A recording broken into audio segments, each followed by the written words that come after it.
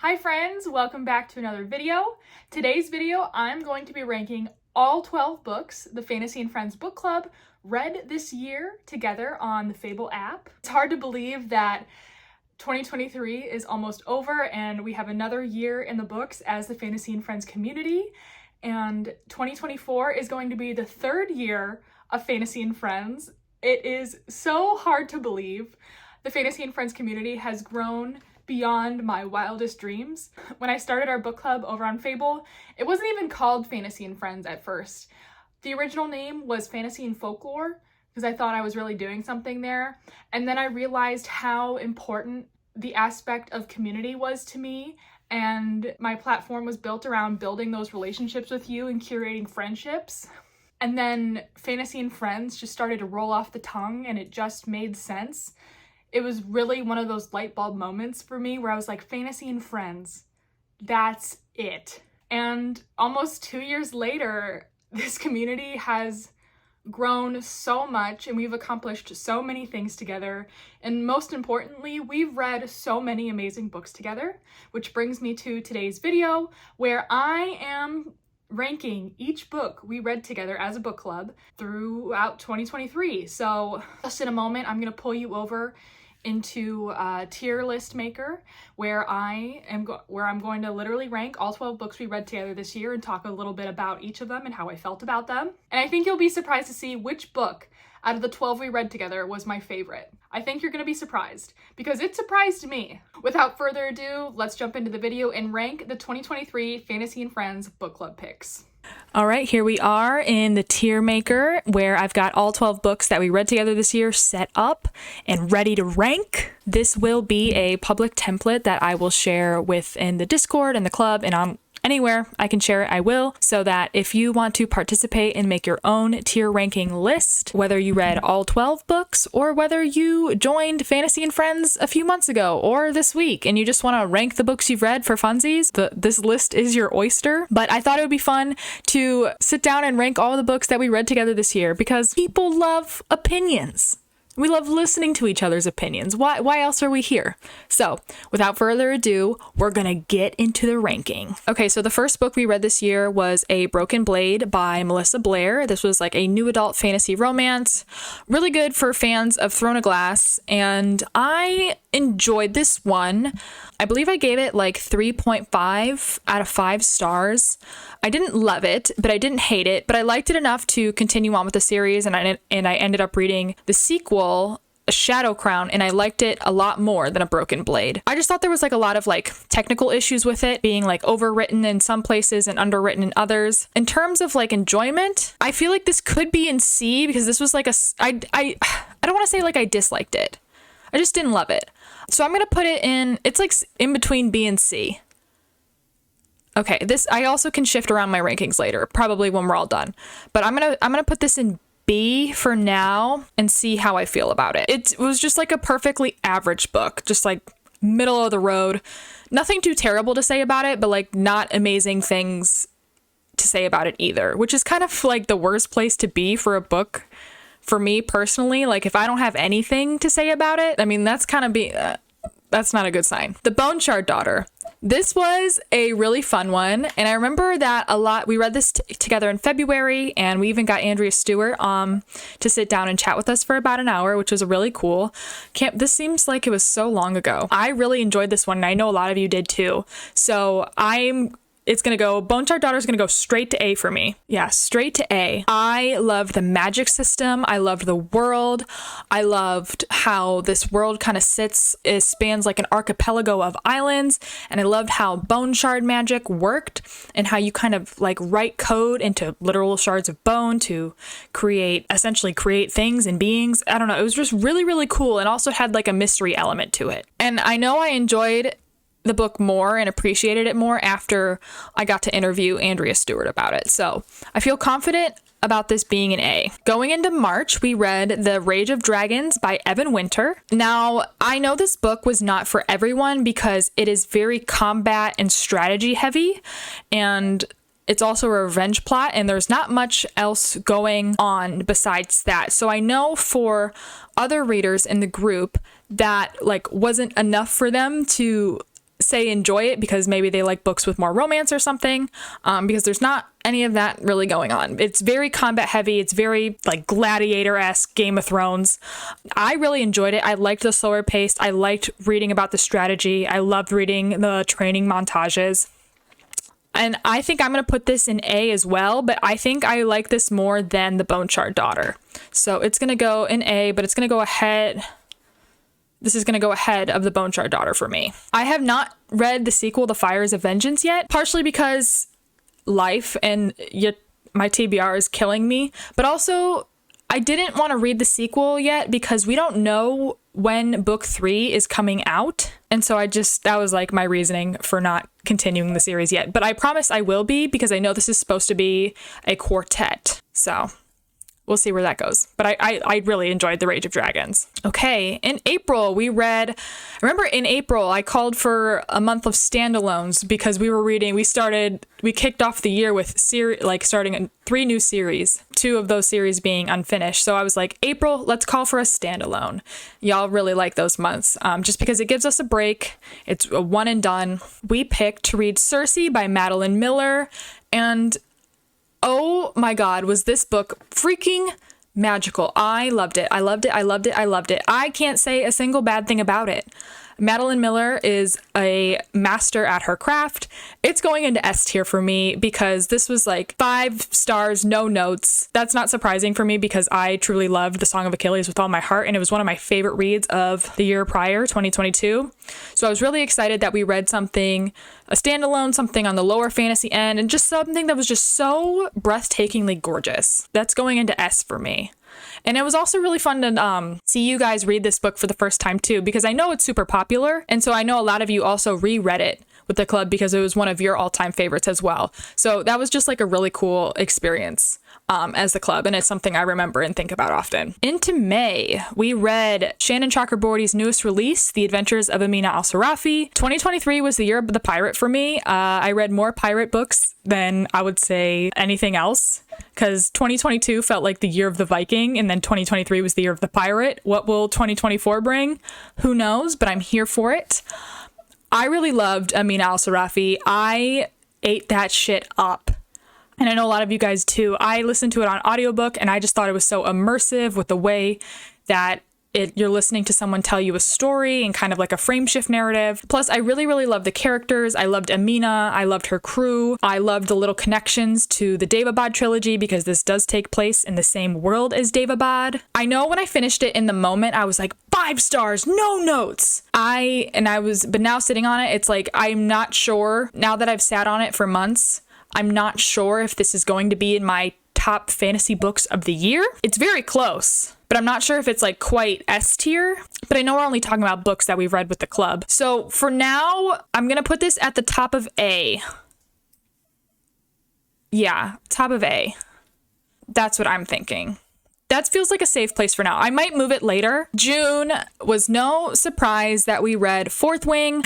I remember putting out the June book club poll, and I remember thinking, why am I even creating a poll right now? Because there's no way that Fourth Wing doesn't win. Like, none of the other books were going to stand a chance because everyone was reading Fourth Wing the entire month of May because it just came out and it took book talk and the book community by storm. And so the fact that somebody suggested to put on the poll from a nomination, the other books didn't stand a chance. So Fourth Wing was our obvious choice in May, and I read this as an arc, so I actually didn't read it on Fable with you guys during June, but it was fun to see your reactions. I really enjoyed Fourth Wing when I first read it. I believe I rated it 4 stars on Goodreads, knowing I had a really great time, but also there was a ton of technical and craft issues. For me personally, I still have not read Iron Flame, but I don't know. This is it was a fun romp, but there's also so many glaring issues. But I liked it more than A Broken Blade in terms of enjoyment. Top of B. But I honestly feel like at a craft level, this is like a C book, you know? So I'll put it, but I enjoyed it more than A Broken Blade. So top of B feels okay right now. Okay, July. was The Gilded Ones by Namina Forna. I believe we had a YA theme for that month, and y'all picked The Gilded Ones. One of my favorite YA books. So I did not read this with the club this year because I already had read it recently and it wasn't like time for me to do a reread. Nevertheless, this was still amazing. One of my favorite YA books, one of the most violent YA books I have ever read. Honestly, not as dark as the Poppy War, but no, I don't know if anything's as dark as the Poppy War, but in terms of violence and the frequency of that violence was kind of akin to the Poppy War. It's just bloody in the best ways. So, The Gilded Ones, probably gonna go in A tier for me, right between Amina al-Sirafi and The Rage of Dragons. Cushioned right between mom and dad. How's that feel? I like where that is. And the conclusion to the trilogy is coming out in early 2024, so I'm very excited for that one. Okay, August, we did another standalone month, which was very exciting. And did we do a standalone month? No. Yeah. Okay, so then August was either a standalone month or it was a second chance book month. One of the two, because either way, The Sword of Kaigen fits the bill for both of those. The Sword of Kaigen is one of my favorite books of all time. It's one of my Roman empires. It's a book I think about constantly, all day, every day. Matsuda Moisaki is my freaking mother. And it's a book I constantly recommend to people in real life and on Book Talk. And this one I actually did reread with the club because I wanted to see if it was going to be even better upon a second read, and it was. So this book is dropping all the way to the top of S tier in front of Circe. The way I love, oh my God, the way I love this book, the way I love ML Wong, the way I can't even describe the way I love it. I can't describe it. Indescribable. And if you didn't read The Sword of Kaigen with the club, just pick it up now. Buy yourself a Christmas present. Buy yourself a New Year's present and read The Sword of Kaigen. I don't make the rules. I could talk about this book all day. Okay, moving on to September. September was a themed cozy fantasy month because the 2 months prior we read some pretty bloody and violent books. So I was like, let's slow down. Let's cozy up with a cup of tea. It's beginning to look a lot like fall. Let's not be sad and depressed. So you guys voted for Emily Wilde's Encyclopedia of Fairies by Heather Fawcett, and this book was a delight. I absolutely loved it. It was very cute, whimsical, fairy tale-esque, and I'm eagerly anticipating the sequel that comes out in February, I want to say. But I will put it probably, in terms of enjoyment, I'm probably going to put it at the bottom of A. Just like a standard 4-star read for me.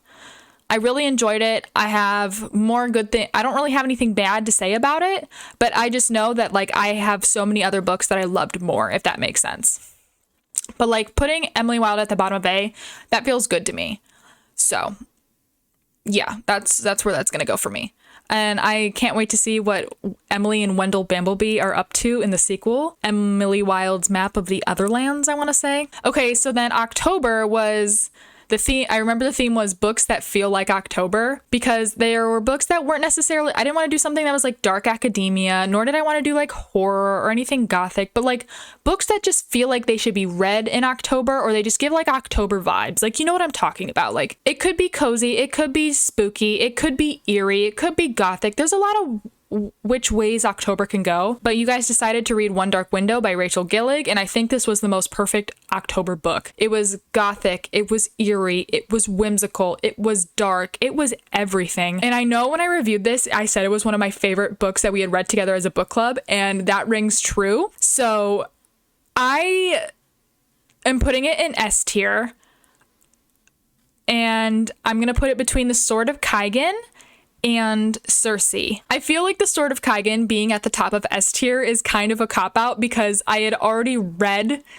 and loved this book so much, and I already knew it was one of my favorite books of all time. And so it being in the front kind of feels like cheating. So like, yes, it's like my favorite book that we read together as a club, but I also read it before we read it together as a club. So like, it almost doesn't feel fair. So then in November, we did books that were set within a school, magical or otherwise. And you guys picked to read Ava Reed's YA debut, A Study in Drowning. I read this book as an arc, so I did not read it with the club page for page, but this is one of my favorite reads of this year, and it's one of my favorite YA books that I've ever read. Amazing critique on elitism in academia and abuse from men in power. I think about Effie and Preston all the time. The gothic vibes are immaculate. I don't know, Ava Reed has such a way with words. So I'm also going to put this into S tier, probably near the bottom. Well, this is looking a little unbalanced. I know Ava Reed's books tend to be really hit or miss for people, which is fair, and I know that's true for a lot of authors, but some people like either get it or they don't, it's fine. We all have our tastes. I just happen to love her so much, and I just think Ava Reed is just so talented, and I will continue to read whatever they write. Okay, so I am making this video on December 19th, which means the club is currently reading An Ember in the Ashes by Sabaa Tahir. I finished it last week, and I freaking loved it. I think I read it in like 3 days. I couldn't stop reading it, which that's when you know it's a good sign. So I am going to put this, I think I rated this 4 stars, but it's like a high 4 stars, maybe even 4.5. And I'm just itching to read the sequel, but I'm reading some other things right now. So that's what made me prompt to read this video, to make this video, because I was like, I'm either filming this now or I'm never filming it. And so I'm gonna put The Ember in the Ashes at the top of A. Yeah, that's where it feels like that should go. It was so fast paced. It was dark for a YA book. It was complex. It honestly there were some really adult themes in there, and I understand why this is a young adult book, but I can totally see how it could have been intended for adult audiences. So I think it has great crossover for younger and older audiences. I really enjoyed it. I love the pace. I love the characters. I really loved everything about it, and I'm just itching to read A Torch Against the Night. I really might fuck around and do it later. I don't know. Yeah, it feels good at the top of A. Now that we've got everything laid out, let me see. I might do some I think I'm going to do some rearranging. Fourth Wing and A Broken Blade being in the B tier. That seems right. I really didn't dislike anything we read this year, but these just I feel the most meh about, like, and it was just fine. I don't feel like I need to rearrange here. And just know that everything is like mostly A and S tier. That means y'all got good taste. The democracy is working. Okay, so then for A tier, we've got An Ember in the Ashes, The Adventures of Amina al-Sirafi, The Gilded Ones, The Rage of Dragons, The Bone Shard Daughter, and Emily Wilde. I honestly might switch The Gilded Ones and The Rage of Dragons. Sometimes it's like hard to compare adult and young adult titles up against one another, because it's truly like apples and oranges. Like, they're written in completely different ways. But I think I enjoyed The Rage of Dragons more than The Gilded Ones. The Bone Shard Daughter being here. Emily Wilde's here. Yeah, these were more like really solid 4-star books for me, where I really enjoyed mostly everything about them. There's just like, what I enjoyed just wasn't quite like superior or S tier to me. So like world building, character development, pacing, plot, like nothing was super wow, but also it wasn't bad. Like it was really good. So like, therefore I enjoyed it. So that's why it's going in A. Okay. And then on to S tier. Okay, so I think me keeping The Sword of Kaigen in first, because it's one of my favorite books of all time, and because I had already read it before our club, I think I'm going to I feel like I'm cheating if I say that's my favorite book this year. So I think, if I'm being honest, One Dark Window by Rachel Gillig is my favorite book that we read this year as a club, because I don't want to, like, I've already read this and love this, and you guys already know, but like I got to read One Dark Window for the first time, and having that experience for the first time just made it all worthwhile. So like, this is my favorite book ever. Okay, this is my favorite book we read as a club. That feels fair. Okay, Circe, beautiful piece of literature, 10 out of 10, no notes. Study in Drowning, probably my favorite YA book I read this year. 10 out of 10, no notes. This feels good. I don't think I want to switch anything else, but oh my God, guys! This is my tier ranking for all 12 books we read as a book club together this year on Fable, Fantasy and Friends. What do you think? How did I do? I'm really happy with this, and I'm really happy with the books that we picked this year. They're diverse. They're also different. We've got a little bit of everything in there. Some fantasy romance, political intrigue, lit fic, gothic, cozy. That was really fun. How do you feel about One Dark Window being my favorite book that we read as the Fantasy and Friends Book Club? I feel good about it, and I can't wait to see what 2024 brings. What was your favorite book that we read together this year? I would love to know in the comments. And in the comments of this video, I am going to leave the link to this tier list, so you can also create your own ranking, and you can share it and see how it compares.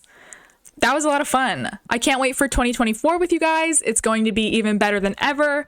It is going to be the 3rd year of the Fantasy and Friends Book Club on Fable, which is mind-blowing to me. Don't forget to join the book club, join the Discord. If you want to support me on Bindery and all the work I do over on social media, I would be forever grateful in exchange for some exclusive content, other benefits, and a first look at my publishing imprint, Fantasy and Friends, which is working on publishing our first book together in fall 2024. I hope you have a great night or day wherever you are, and I will see you in the next video. Bye, friends.